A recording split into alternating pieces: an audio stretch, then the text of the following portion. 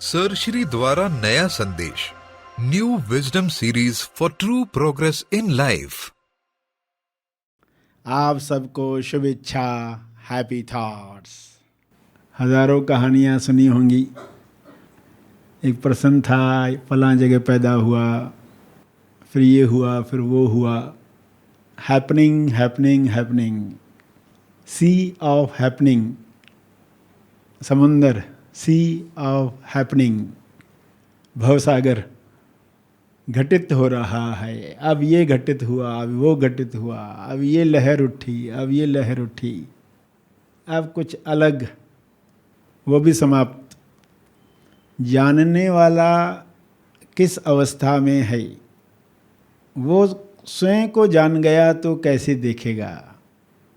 तोलुमन उसको भी जानना चाहता, मैं उसको भी जान जाऊं, मगर उसको पता नहीं है कि तुम्हारे चुप होने से वो प्रकट होता है।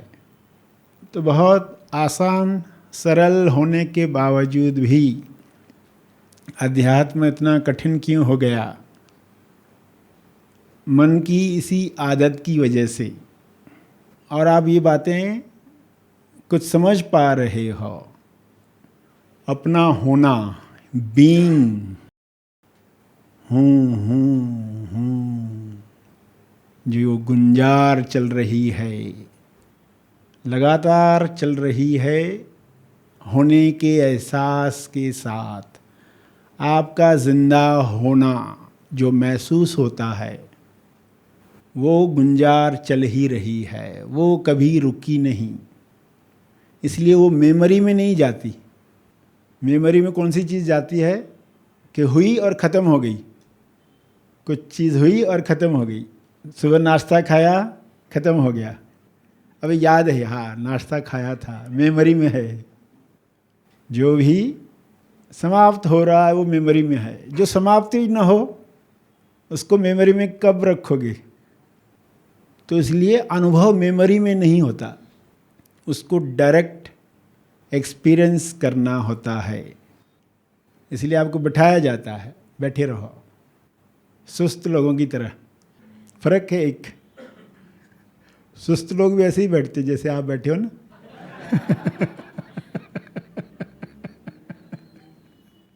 ऐसे ही बैठे हुए। मगर फर्क क्या है? तो पहले बताते सुस्त लोग एग्जैक्टली कैसे रहते।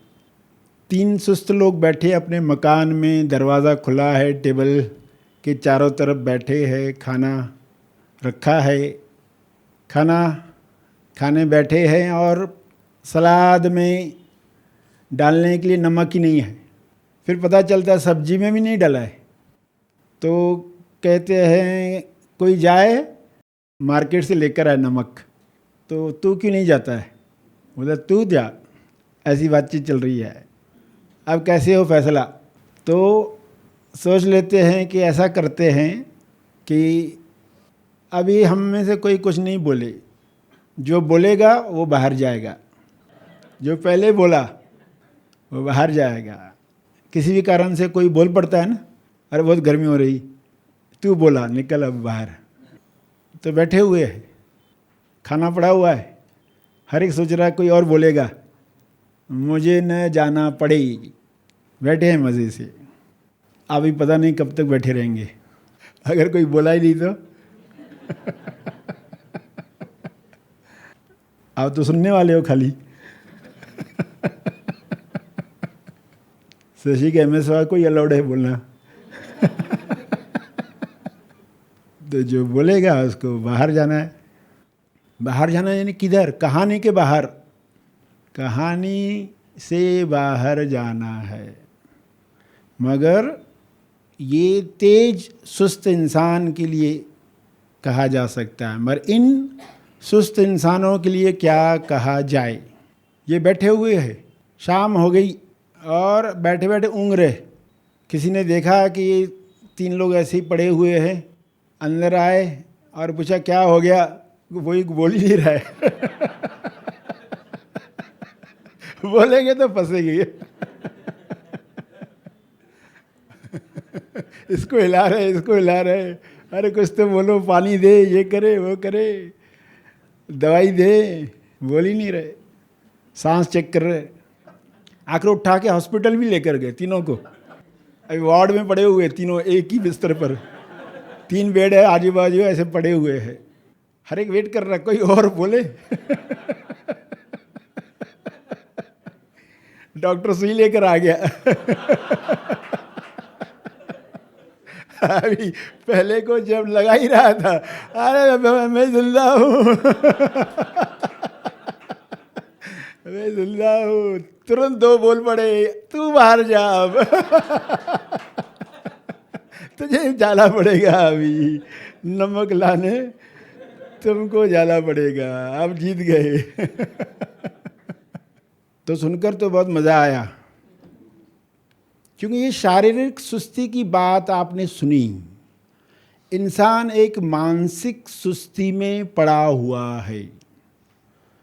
एग्जाम्पल बताया गया शारीरिक सुस्ती का, मगर हमें एक्चुअली समझनी बात है मानसिक सुस्ती। इंसान एक मानसिक सुस्ती में जी रहा है, जीवन जी रहा है, और उसका जीवन खत्म भी हो जाएगा, उसको पता ही नहीं चलेगा। परम ज्ञान, परम ध्यान, परम भक्ति, परम परमा जब तक जीवन में नहीं आते, तब तक इंसान कैसा जीवन जी रहा है, वो जीवन है मानसिक सुस्ती का।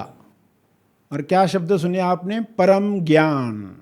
और आपको पहला ही शिविर वही दिया जाता है, महाआसमानी परम ज्ञान शिविर। परम ज्ञान, परम ध्यान, परम भक्ति, परम परमा। परमा क्या अर्थ है? परमात्मा। एनलाइटेंड मास्टर सर श्री निर्मित महाआसमानी परम ज्ञान शिविर जर्नी टू सेल्फ रियलाइजेशन। यह शिविर होने जा रहा है मनन आश्रम पर। तो आइए ज्यादा समय न गवाते हुए अपने जीवन को प्रेम, आनंद, मौन, समृद्धि, संतुष्टि, विश्वास जैसे कई दिव्य गुणों से परिपूर्ण कर जीवन को सार्थक बनाने के लिए आज ही महाआसमानी परम ज्ञान शिविर के लिए अपना रजिस्ट्रेशन करें। शिविर से संबंधित अधिक जानकारी पाने के लिए दिए गए फोन नंबर्स पर संपर्क करें। धन्यवाद।